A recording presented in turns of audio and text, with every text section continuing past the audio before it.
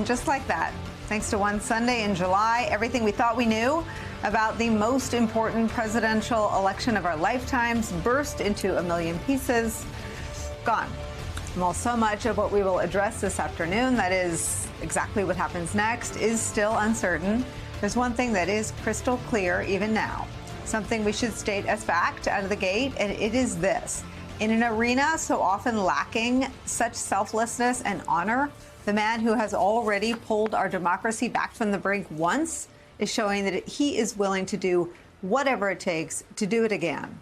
Today, following President Joe Biden's noble, albeit difficult, decision to bow out of the 2024 presidential race, a party that had been 26 hours ago rank with anxiety and unease now appears completely reinvigorated, confident, and firing on all cylinders, transformed. Still restless, perhaps.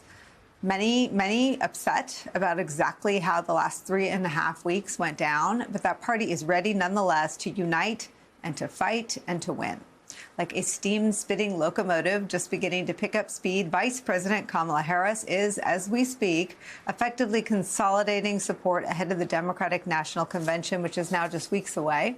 We know she has a meeting upcoming with leaders Chuck Schumer and Hakeem Jeffries on the Hill, and a meeting with campaign staff in Wilmington, in the Wilmington headquarters today. Since President Joe Biden made his announcement Sunday, nearly all of Vice President Harris's potential party rivals have rallied around her, endorsing her, clearing the way for what could be an uncontested nomination. Today on the South Lawn of the White House, the vice president delivered her first public remarks since President Biden endorsed her for president. And while she didn't speak at all about her candidacy, as this was an official White House event, she did address President Joe Biden's accomplishments. Watch. Joe Biden's legacy of accomplishment over the past 3 years is unmatched in modern history. In one term, he has already, yes, you may clap.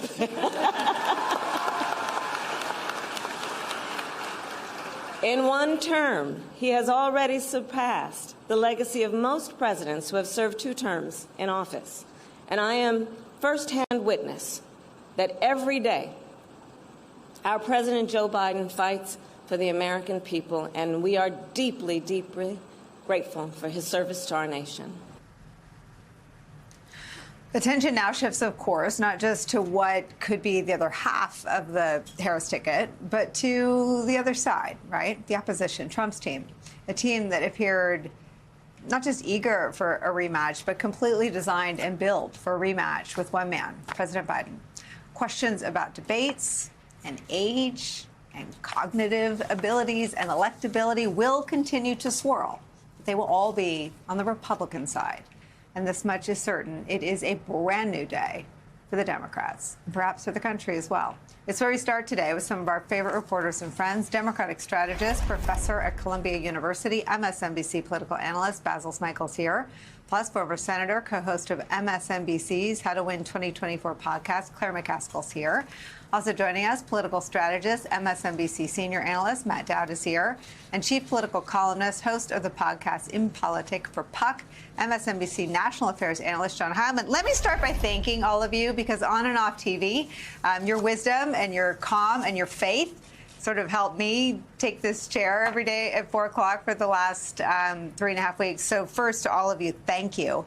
John Heilemann, I want to start with your reporting from late last night in Puck, and the 3 words that you said everyone was texting you. I think I probably sent you at least one. Take us through what you were able to report.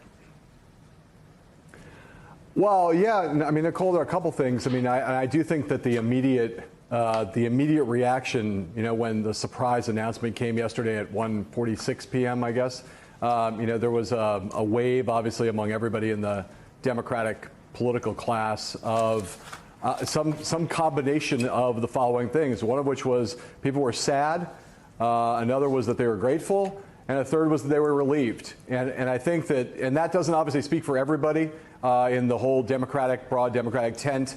But, for the last 3 weeks, there have been a lot of people who are involved in politics professionally in the Democratic Party. And by that, I mean elected officials, congressmen and women, senators, mayors, governors, donors, strategists, and staffers. And by staffers, I mean staffers on Capitol Hill, staffers on campaigns, and staffers in the Biden campaign orbit who had been, as you well know, we've been reporting and talking about for 3 weeks, had been in a state of panic, a state of fear, in some quarters, resentment, anger. All of that melted away the moment when President Biden did what he did, that took this kind of selfless path and did what he did. In the end, concluded what was best for the party and for the best for the country. And you suddenly had people even people who had been screaming over the last 3 weeks, screaming about why is Joe Biden so pig-headed? Why won't Joe Biden do the right thing? Why is he being so selfish? Why is he this? Why is he that? And again, I'm not on their side. I'm not taking sides in this fight. I'm just telling you as a reporter, we all heard this. People who were angry, frustrated, freaked out. All of a sudden they were, as I said, sad.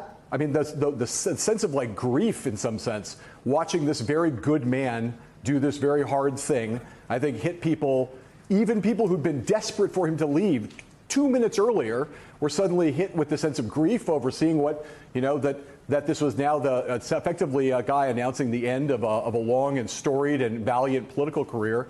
And also this sense of kind of gratitude for what he was doing, the selflessness of it. And I will say, and you can see it on the faces of people all over television today, from Hakeem Jeffries on down in the Democratic political world, a sense of kind of relief. This great weight of the last 3 weeks kind of lifted off people's shoulders. And at least, even if you thought Joe Biden should have fought it out, to suddenly have clarity about what was going to happen, to no longer be sitting here in a state of suspense. Will he stay? Will he go? Will we continue to tear each other apart? That weight lifted off their shoulders. And I will say it lifted even further off their shoulders as they saw their party rally in such a decisive way around Vice President Harris. Basil, from working on campaigns, I've always felt that campaigns that win get too much credit for being brilliant, and campaigns that lose get too much blame for being moronic and incompetent. There are often other wins and other factors. And this campaign cycle has been rocked 3 times in 3 weeks by extraordinary events. This debate performance that started this conversation, an assassination attempt on former President Donald Trump, President Joe Biden's decision to leave the race. Two things have been true, though, through all of it. Vice President Kamala Harris was sort of the first and the calmest voice out of the gate after that debate, saying, not telling us we hadn't seen what we thought we saw, but saying, I'm not going to have 90 minutes shape a record of 3.5 years. Her events on the trail, which have always been excellent, she's an excellent politician, became, you could just tell that she put the Biden-Harris campaign on her back and carried it over the last 3 weeks. The other thing that happened was that Trump gave a speech in which everyone was reminded that, of course, he lost in 2020. He's the opposite. He's not he has a loyalty and a bond between his supporters and him that is something people will study for the next 200 years. But just as a figure on the stump, he is beatable and defeatable, and I think we'll see a contest that makes that very, very clear in the coming days. I think that's absolutely right. I'll go back to John's point. The word he used was clarity, and I think over the last 25 days, it's been excruciating trying to sort of understand, what's going on in the minds of some of these leaders. What is Joe Biden thinking? How is the party going to move forward? And I think what you have, among other things, is this clarity now. It's a change in the narrative of this race in many ways. And just consider the fact that last night, almost 50,000 black women got on a call and raised $1.5 million. That's double the capacity of Madison Square Garden in one night. In case anyone's asking, the brothers are getting on a call tonight, so there's that. But it's important to note that what voters are feeling is an inflection point, not just in the campaign cycle, but in our country.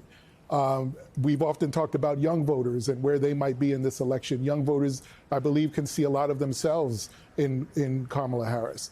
And so it feels different. There's an enthusiasm there that that may not have been there a day ago. And we can see that also with the fundraising totals that have been reached in a day and the record-setting totals there. And just as a quick moment to say about Joe Biden, President Biden, we've often talked about Republicans not putting country over party.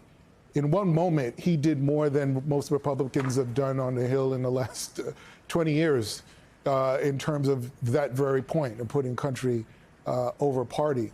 And so now, as it looks like Kamala Harris, Vice President Harris, is poised to get this nomination, this presidential nomination, it is gratifying, and I think it's a sign of strength that you've seen so many come out and support her so early.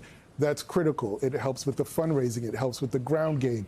It helps as governors are being called to make sure that their delegates are also engaged as we approach the convention. I'm impressed by the speed with which her campaign turned all of this around in their ability to sort of get on the ground running and really have a sprint, not just to the convention, but to the end of this cycle. So every moment is going to be really important for them. And I just think about pride for so many voters that are going to look at her and see themselves in her. This is a long legacy that in many ways started with Shirley Chisholm, who talked about getting on the Chisholm Trail. And it included everyone from, yes, Hillary Clinton, my former boss, but also Senator Carol Moseley Braun and Geraldine Ferraro and so many others. And so it feels like a big inflection point. It is an inflection point. And you see that in everything that's been done over the last 24 hours.